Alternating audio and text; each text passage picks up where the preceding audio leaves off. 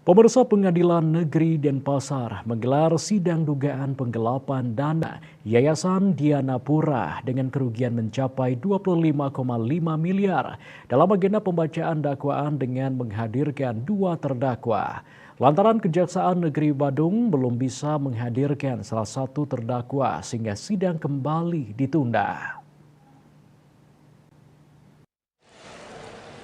Sidang dengan agenda pembacaan dakwaan dipimpin langsung oleh Ketua Majelis Hakim Inyoman Wiguna yang juga merupakan Ketua Pengadilan Denpasar berlangsung singkat.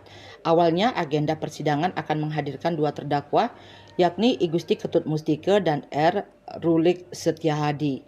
Namun dalam proses persidangan dugaan penggelapan dana yayasan sebesar 25,5 miliar rupiah tersebut hanya mampu menghadirkan satu terdakwa, I Gusti Ketut Mustika.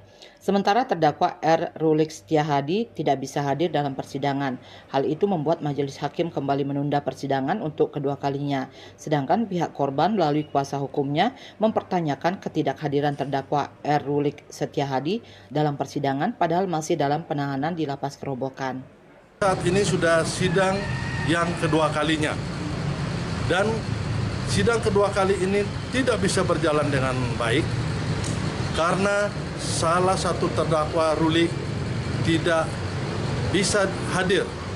Hal ini berindikasi melanggar pasal 221 KUHP, yaitu obstruction of justice, yaitu tindakan pidana yang menghalang-halangi, menghambat, mempersulit proses hukum yang sedang berjalan.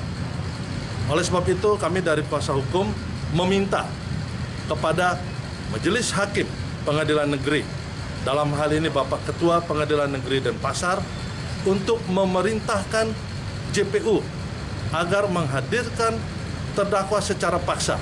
Hal ini tertuang di dalam pasal 154 ayat 6 KUHP. Raiswantara, Bali TV.